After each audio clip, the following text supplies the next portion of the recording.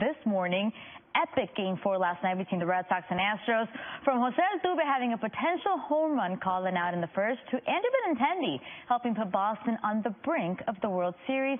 Let's show you the action in case you missed it. All right, here comes Alex Bregman. First pitch. Bregman lines one to left. Andrew Benintendi making the great game-ending diving catch. You know who's not happy? That guy, Bregman. Take another look at this. Game-saving, amazing play by Benintendi. But that wasn't the only catch people are talking about today. Bottom of the first, Astros down 2-0. Jose Altuve facing Rick Porcello. Altuve lifting one to deep right. Mookie Betts leaping at the wall but can't make the catch as the ball comes back into play. The initial ruling on the field by crew chief Joe West was Altuve's out on fan interference. Red Sox go on to win this one. Now, over in the NLCS, the Dodgers take a 3-2 lead over the Brewers, thanks in part to Clayton Kershaw's outstanding start. He went 7 innings with 1 earned run and 9 strikeouts. All those strikeouts came with the breaking ball. In fact, 67% of his 98 pitches were breaking balls, tied for second highest percentage in any of his starts. Let's get you back to First Take. Good morning. Welcome back to First Take from LA. You know what's one thing I miss about this place? The beautiful sunrises, as you can see right there, downtown LA, and it's crazy. More and more buildings down here every time we come out. It's a good time to be an LA sports fan, Stephen A. Yes, it is. How about it? The Dodgers last night and Red Sox 1 win away from the World Series. Are they a lock to make it? The Dodgers? Yes. Oh, no. Oh, no. They up 3-2. Kershaw was absolutely sensational last night. He showed up. Obviously, he's had some postseason struggles, as Max and I have chronicled over the years. There is no doubt about that. But there have been times when Clayton Kershaw has stepped up and reminded everybody just how big time he is. Pitching 7 innings, leading them to a 5-2 victory last night, striking out 9. That curveball was something to behold, no question about it, in his likely last start at Dodgers, as a Dodger, unless they make the World Series. Let me be very, very clear. I love Milwaukee. I love them cardiac kids. And I'm of the mindset that the last 2 games being in Milwaukee, you got a 2-3-2 format. It's one of those situations where you got to go back to Milwaukee.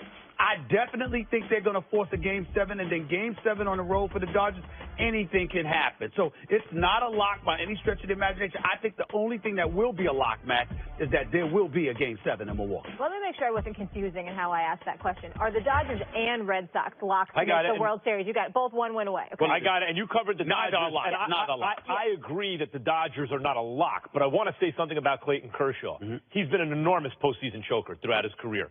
When he was at his best especially, and at his best, he's one of the maybe 5 greatest starting pitchers who ever lived. When you look at the dominance of his era, he's the next thing to Sandy Koufax, another Dodgers great who always elevated in the postseason. Kershaw's consistently been worse. In fact, my Brian Kenny, now with the MLB Network, who for years was my Friday Night Fights partner, radio partner, and WhatIfSports.com partner. We used to dominate that game when we ran teams together. The point is that, fantasy baseball stuff. Of course. The point is that he did a deep dive into the history of starting pitching in the postseason, and never, ever in the history of baseball has there been a starter dominant like Kershaw who's gotten that much worse in the postseason as consistently as Kershaw. The fact that he's now turned it around, it looks like a little bit, I think has to do with the fact that he's a little past his prime. His fastball's not what it used to be. All those strikeouts were on breaking pitches. He has a great curveball, and he's forced to pitch a little bit more. The only thing I would add to that is this. You say that, I agree with you. Brian Kenny, he said it. I get it. The one thing that I don't think is held enough, people take into account enough with Clayton Kershaw, is how he spent in the regular season. I have seen situations, first of all, Southern California, weather, sunshine, I talk about the cold. Well, guess what? The heat in baseball can affect you. Here's what I mean by that. You're on the mound. Listen to this. You're on the mound constantly. I've seen Clayton Kershaw dominate, and the Dodgers have a 5-run cushion, and they'll send him out to the hill in the 8th inning. Why? Why? And then you wonder why this man doesn't have so much for you come postseason time, because you wear him down in the regular season. That's a good point. And Kershaw was not like a change-up type pitcher. Right. Yeah. His 2 best pitches is fastball, curveball. It's a lot of stress on his elbow, pitching a lot of innings throughout his prime. Okay, the Reds. So I don't think the Dodgers are a lock. We'll see. I agree. The Red Sox, I believe, are going to the World Series. And the reason I say that is that's a 108-win team. They're better than the rest of baseball, including the Astros, including the Yankees, who both won 100-plus games. when a 108-win team gets lucky, Yep. and I'm not saying this to down your Red Sox, Boston, even though I'd love to. I'm a Yankees fan who saw between 96 and 2001, the Yankees come one play away from winning 5 out of 6 World Series. They won 4 out of 5 as it was. When the 108-win team gets a little lucky, which what happened to the Red Sox last night, that is destiny saying it is their turn. Altuve hit a home run. Someone they try to make a play in the outfield, jump up over the fence. A fan did not interfere with the ball. That was in the stands. The fan could do what he wants, and it was called an out because of the interference. Right? That was a home run. Well, I will say, I'm looking at it right now. That was definitely a home run. I would tell you that, but I will also. That tries to make the play. Look, he's in the stands. That's right. Yeah. I will also tell you this, though. This is what I would say to you. There's going to be a Game 7. Let's be very, very clear. David Price is going up against Verlander. You can scratch that. Verlander ain't losing. I don't believe it, not for 1 second. You talk about betting my money, who you betting on? I'm betting on. Listen, I like David Price, but we all know his postseason struggles.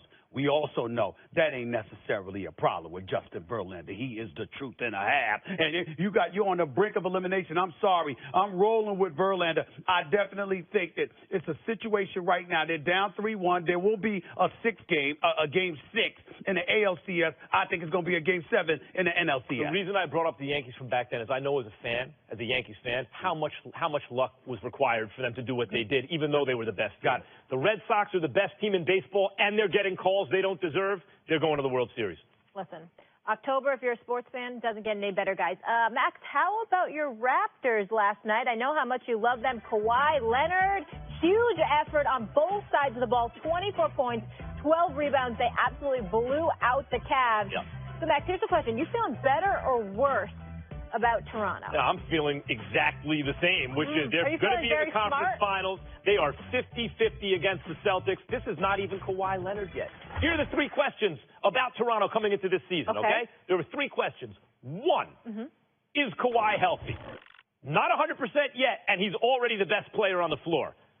2, outside of the Spurs and Popovich, can Kawhi still be an elite player, like an MVP candidate level player? Again, he's still not obviously physically 100%, and the answer is yes, 2. 3, coaching change in Toronto. They just won 59 games. Yep. How's that going to work out? Well, actually, it was Nick Nurse's offense, right? Spread it out, pass more ball movement, more threes taken. That got them to the 59 wins. Not to take credit away from Dwayne Casey, who's an excellent coach, but when they changed the offense, they became more special. The problem was they didn't have a best player on the team good enough to take them to the promised land. And now they do. Presto changeo, DeMar DeRozan is now Kawhi Leonard. This Raptors team is a problem all year, and that includes for the Celtics in the conference finals. And if they get past the Celtics, they're going to be a problem for the Warriors, too. By the way, DeRozan had a nice night, too, with the Spurs. Time out. I'm not going to get on Max too much because of the position that he's taking because it's consistent, and I applaud you when you're consistent. I really, really do. But I will say this. Backhanded compliment. As we sit here right now, we talk about the Raptors and we're, just pontificating about what they're going to be, et cetera, et cetera. It's based on games last night. Who were they going against? The Cavs. Again, who's without who? Without The LeBron defending James. Eastern Conference champions. Excuse me, I'm talking now. You're Listen, consistent. allow me to bring up the starting lineup for the Cleveland Cavaliers last night. Oh, Kevin Love, we know him. Cedi Osman, George Hill, Tristan Thompson, and Rodney Hood. Now, all I'm trying to say, like those guys, a couple of those guys helped LeBron win championships, mad love for them. I get it. But can we pump the brakes? I mean, Kawhi Leonard showing up last night for the Toronto Raptors and dropping 24 points on how much? 9 for 22 shooting, by the way. That's 40% for the field. Nothing to brag home about, but it was all right. First game back, only played 9 games last year. We get all of that. The rest of the crew's intact. Listen, excuse me. The rest of the crew's intact. Kyle Lowry, Danny Green, tremendous upgrade because he's going to defend at the 2-guard spot. Plus, he's a pure shooter, okay? Valanciunas, Siakam. We see these names. We're familiar. So you got a system that's in place because, like you said, Nick Nurse obviously implemented that offense to some degree. So he's now your head coach. You got him. You got everybody else in place. And the only difference is the Kawhi Leonard instead of DeMar DeRozan. But we want to sit here and bloviate because he went up against Cedi Osman. Be nice. I think he's my people. Cedi Osman, all right? And Rodney Hood.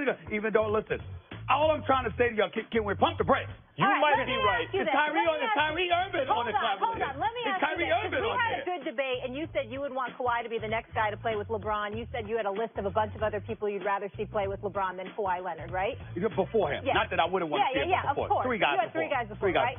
And you have Boston as a lock, obviously, to go to the finals.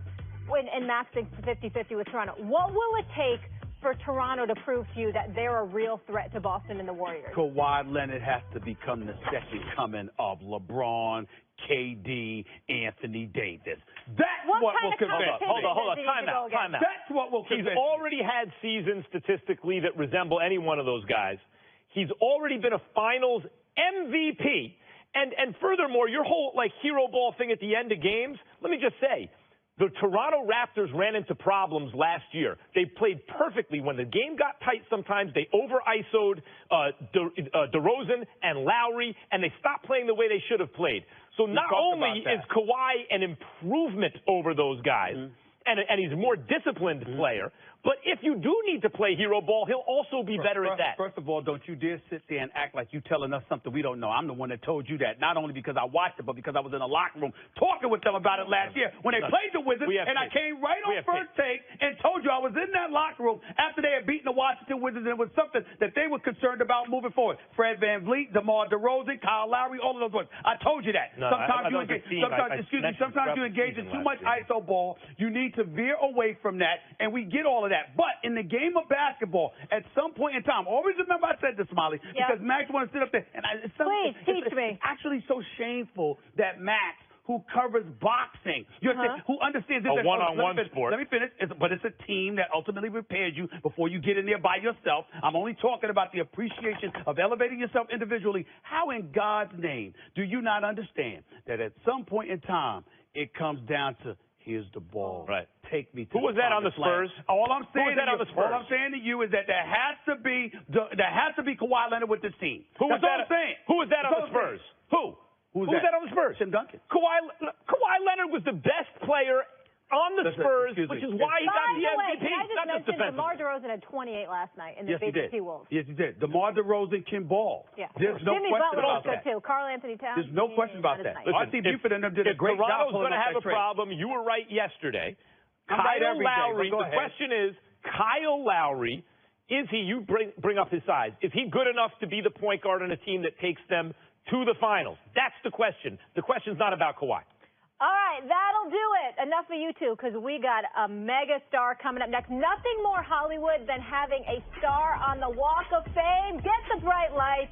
Paging Cedric, the entertainer. My man. I'm ready to laugh. Good morning.